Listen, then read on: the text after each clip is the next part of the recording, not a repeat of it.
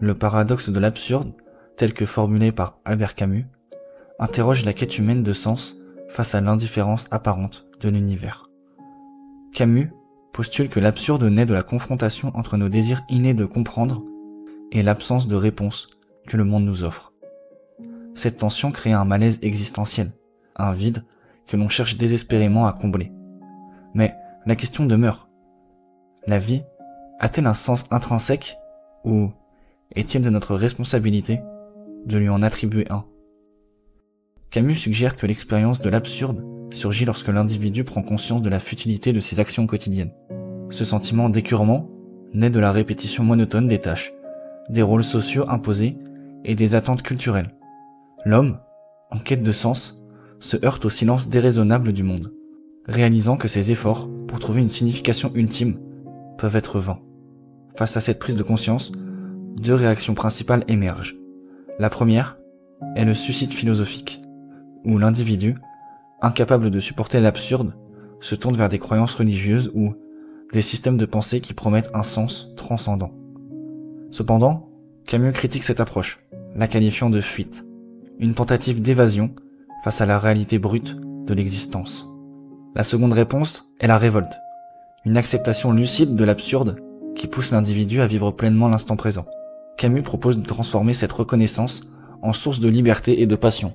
Au lieu de chercher un sens préexistant, il encourage à créer sa propre signification, à travers les expériences vécues, les relations humaines et l'appréciation de la beauté du monde. Ainsi, le paradoxe de l'absurde nous confronte à la dure réalité de notre nature. D'une part, le besoin inné de trouver un sens à notre existence, et d'autre part, la réalité d'un univers qui semble indifférent à nos aspirations.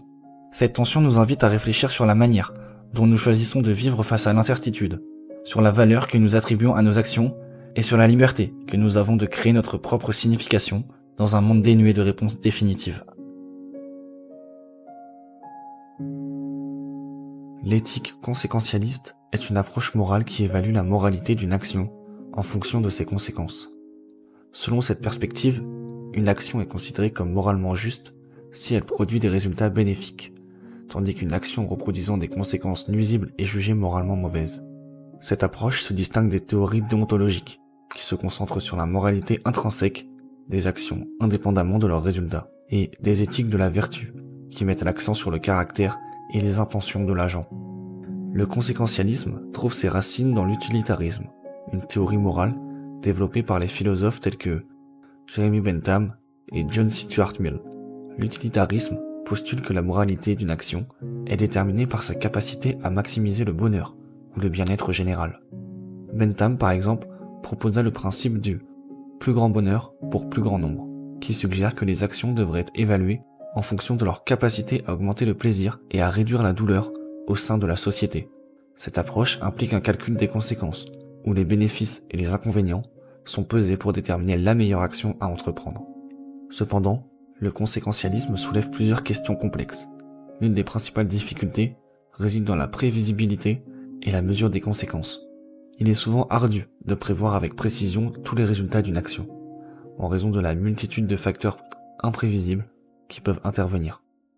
De plus, déterminer l'étendue de la nature des conséquences, ainsi que leur impact sur le bien-être des individus, peut être un réel défi. Cette incertitude peut rendre l'application du conséquentialisme complexe et sujette à débat. Une autre critique du conséquentialisme concerne le risque d'ignorer les droits individuels et les principes moraux fondamentaux. En se concentrant exclusivement sur les résultats, cette approche pourrait justifier des actions qui violent les droits individuels, si ces actions conduisent à un bien-être général accru. Par exemple, sacrifier le droit d'une minorité pour bénéficier de la majorité pourrait être considéré comme acceptable, selon une éthique conséquentialiste stricte, ce qui soulève des questions sur la protection des droits individuels et des principes de justice. En somme, l'éthique conséquentialiste invite à réfléchir sur la manière dont nous évaluons la moralité des actions, en mettant l'accent sur les résultats plutôt que sur les intentions ou les principes sous-adjacents. Cette approche soulève des questions fondamentales sur la nature du bien-être, la prévisibilité des conséquences et la protection des droits individuels. Elle nous pousse à considérer si les résultats peuvent justifier les moyens et comment équilibrer les bénéfices pour la majorité avec le respect des droits et de la dignité de l'individu. Ces réflexions sont essentielles pour comprendre les implications pratiques et éthiques du conséquentialisme dans la prise de décision morale. Jean-Paul Sartre, philosophe existentialiste du XXe siècle, a formulé la maxime « l'existence précède l'essence » pour exprimer une idée fondamentale de sa pensée. Traditionnellement, on considérait que chaque être humain naissait avec une nature ou une essence préétablie, souvent dictée par des croyances religieuses ou philosophiques, en suggérant que l'homme n'a pas de nature prédéfinie, et que c'est à travers ses actions et ses choix qu'il se définit. Selon Sartre, à la naissance, l'homme est une table rase, sans essence ni préexistence. Il existe d'abord, puis, à travers ses décisions et ses actes, il forge son identité. Cette conception place une responsabilité immense sur les épaules de l'individu, car il est le seul artisan de son être. Il n'a pas de modèle universel ou de guide moral imposé de l'extérieur. Chaque personne doit naviguer dans le monde et déterminer par elle-même ce qu'elle veut devenir. Cette idée a des implications profondes sur la liberté individuelle. En l'absence d'une essence prédéfinie, l'homme est condamné à être libre, selon Sartre. Il n'a d'autre choix que de faire face à ses décisions et de contribuer à la construction de son identité. Cette liberté peut être source d'angoisse, car elle implique l'absence de repères fixes et la nécessité de créer ses propres valeurs. De plus, cette perspective met en lumière la notion de responsabilité. En l'absence d'une nature humaine universelle, les actions de chaque individu ne définissent pas seulement lui-même, mais également de modèles pour l'humanité entière. Ainsi, chaque choix personnel a des répercussions au-delà de l'individu, influençant la perception de ce que signifie être humain. En somme, l'idée que l'existence précède l'essence invite à réfléchir sur la nature de l'identité humaine, la portée de la liberté individuelle et le poids de la responsabilité morale. Elle nous pousse à considérer comment nos actions quotidiennes contribuent à la définition de nous-mêmes et de la responsabilité morale, et de l'humain en général, sans fournir de réponses toutes faites, mais en encourageant à chercher et à créer notre propre sens dans un monde sans essence préétablie.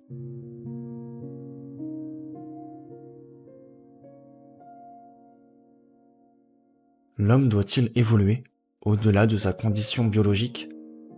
Le transhumanisme est un mouvement intellectuel et culturel qui prône l'utilisation des sciences et des technologies pour améliorer les capacités physiques, intellectuelles et psychiques de l'être humain.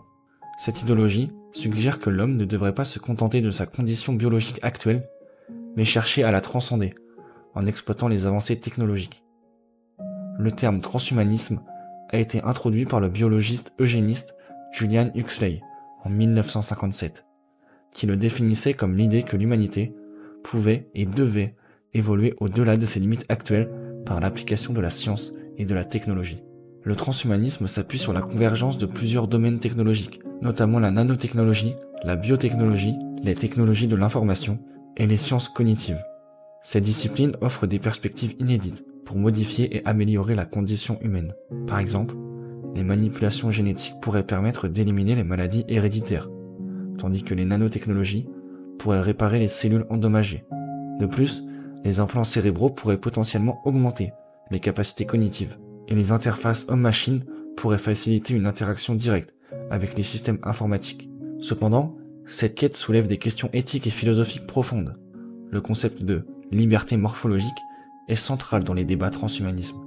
Il s'agit du droit individuel de modifier son propre corps et son esprit selon ses désirs, remettant en question les notions traditionnelles d'identité et d'intégrité corporelle. Cette liberté pourrait permettre à chacun de choisir son apparence, ses capacités physiques et même ses émotions, redéfinissant ainsi ce que signifie d'être humain. Les implications sociales du transhumanisme sont également source de réflexion. L'accès inégal aux technologies d'amélioration pourrait creuser les écarts sociaux, créant une division entre ceux qui peuvent se permettre ces modifications et ceux qui ne le peuvent pas. De plus, la possibilité de modifier génétiquement les enfants avant leur naissance pourrait conduire à des pressions sociales pour conformer les individus à des normes spécifiques, limitant ainsi la diversité humaine. Enfin, le transhumanisme invite à réfléchir sur les limites de la connaissance et du contrôle humain. Pouvons-nous réellement anticiper les conséquences à long terme de modifications radicales de notre biologie ?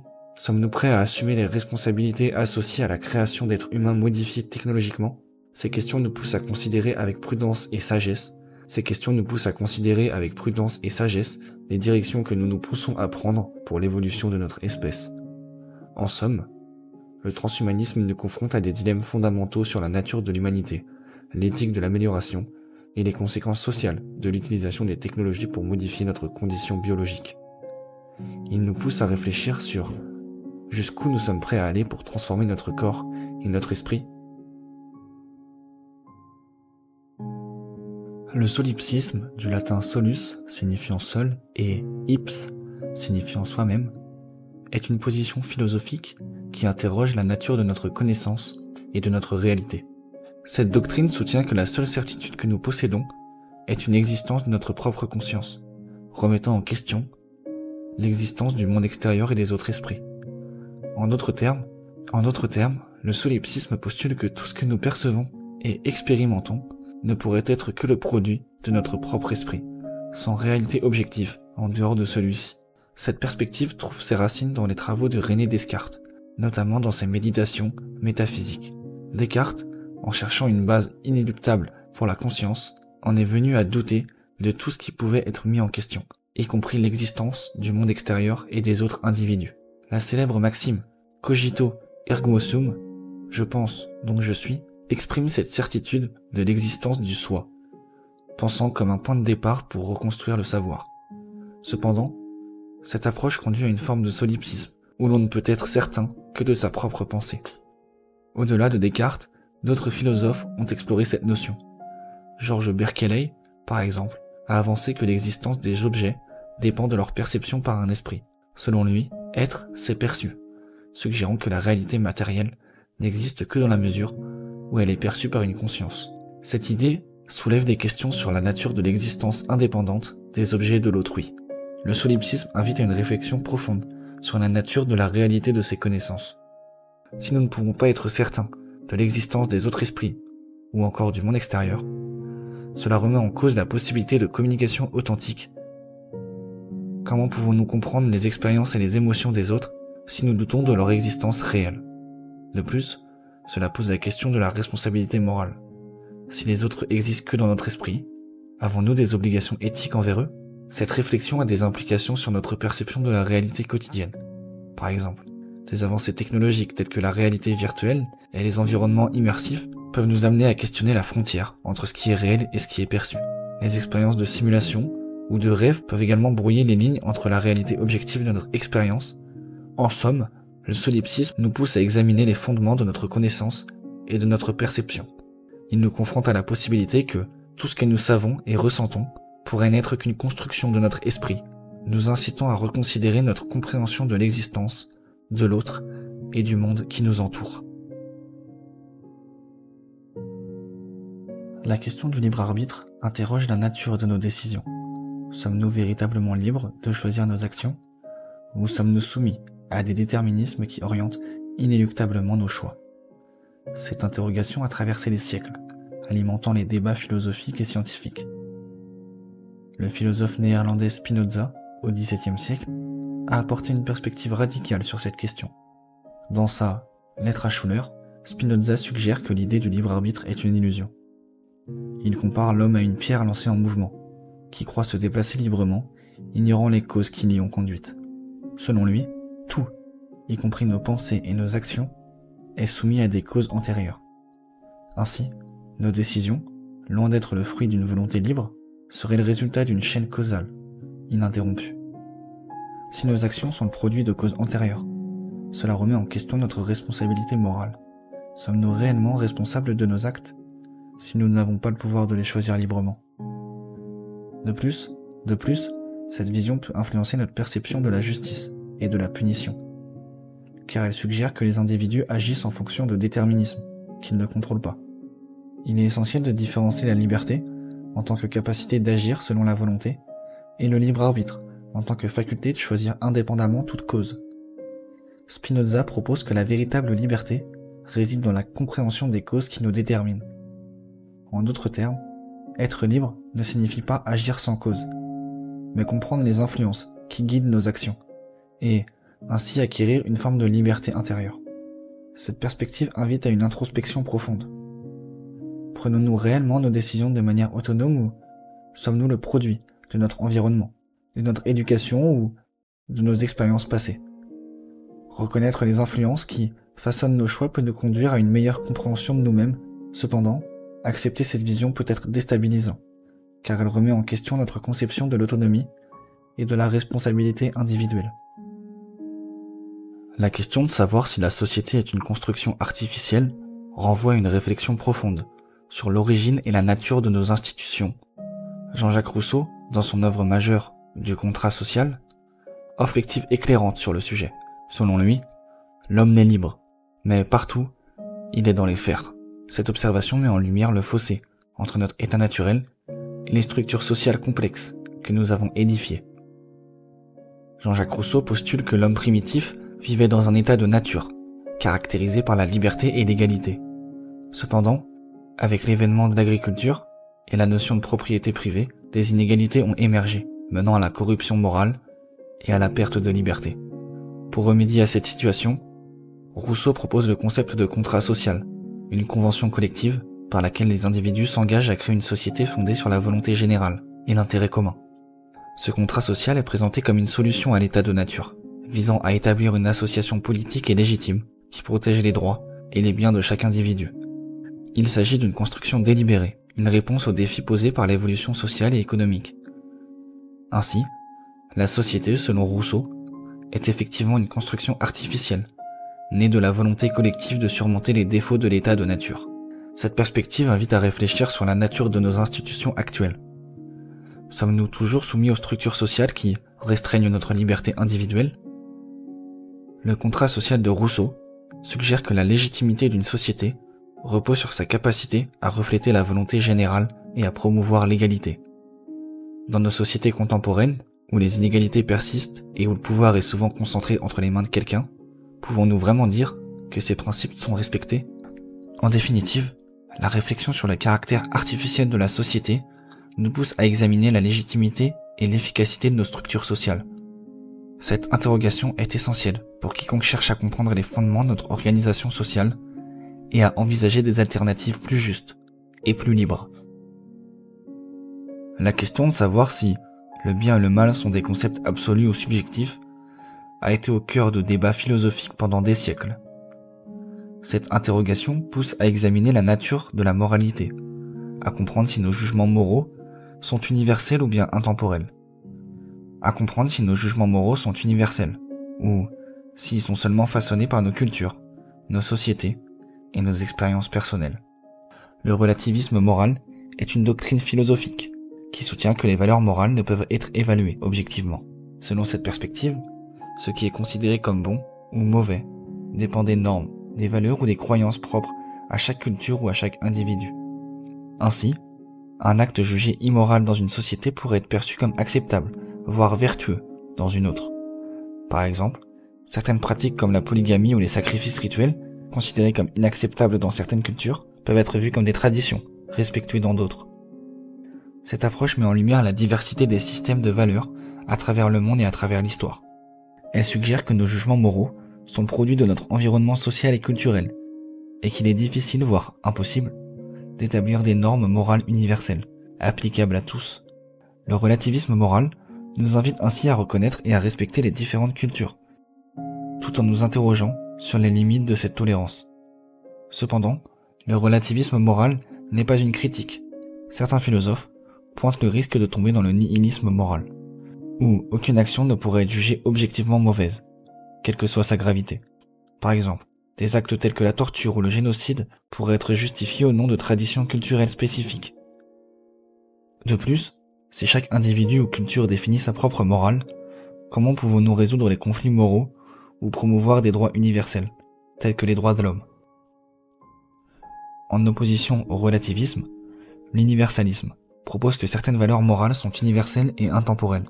Cette perspective soutient que des principes tels que la justice, l'égalité et la liberté sont valables pour tous les êtres humains, indépendamment de leur culture et de leur époque. L'idée est que ces valeurs transcendent les différences culturelles et servent de fondement à une éthique commune. Cependant, la définition précise que ces valeurs universelles et leur application dans des contextes variés demeurent des sujets de débat. Par exemple, la notion de droit à la vie peut être interprétée différemment selon les cultures, notamment en ce qui concerne les questions de peine de mort ou d'avortement. De plus, l'imposition de valeurs universelles peut être perçue comme une forme de colonialisme, ou bien d'intolérance envers les traditions locales. Le rasoir d'Occam, également connu sous le nom de principe de parcimonie, est un concept philosophique attribué au moine franciscain anglais Guillaume Occam. Ce principe suggère que, face à plusieurs explications possibles pour un phénomène donné, il est préférable de retenir la plus simple, c'est-à-dire celle qui nécessite le moins d'hypothèses non vérifiées. En d'autres termes, il préconise de ne pas multiplier les entités ou les suppositions au-delà de ce qui est nécessaire pour expliquer un phénomène. Cette idée trouve ses racines bien avant Occam. Par exemple, Aristote, le philosophe grec du IVe siècle avant Jésus-Christ, exprimait déjà une pensée similaire, en affirmant qu'il est préférable de prendre des principes moins nombreux et de nombres limités. De même, un adage scolastique dérivé d'Aristote stipule que c'est en vain que l'on fait avec plusieurs ce que l'on peut faire avec un petit nombre. Ces formulations antérieures illustrent que la quête de simplicité dans l'explication n'est pas une idée nouvelle, mais qu'elle a traversé les siècles, s'affinant au fil du temps. Dans le contexte scientifique et philosophique, le rasoir d'Occam, ou d'Occam, sert de guide pour élaborer des théories et choisir parmi différentes hypothèses. Il ne s'agit pas de déclarer que la solution la plus simple est nécessairement la correcte, mais, plutôt qu'en l'absence de preuves contraires, la simplicité est préférée. Cette approche vise à éviter l'introduction de concepts ou d'entités inutiles qui compliqueraient inutilement l'explication d'un phénomène. Cependant, il est crucial de ne pas interpréter ce principe comme une invitation à simplifier à l'extrême ou à ignorer les complicités inhérentes de certains phénomènes. La simplicité recommandée n'est pas celle qui néglige les détails essentiels, mais celle qui va à l'essentiel, sans ajouter de suppositions non fondées bien sûr. Ainsi, le rasoir d'Occam nous pousse à réfléchir sur la manière dont nous construisons nos explications, et à être conscient de la tentation d'ajouter des couches d'hypothèses qui n'apportent aucune valeur d'explicatif supplémentaire. Et toi, penses-tu que la simplicité est toujours préférée dans n'importe quelle situation ?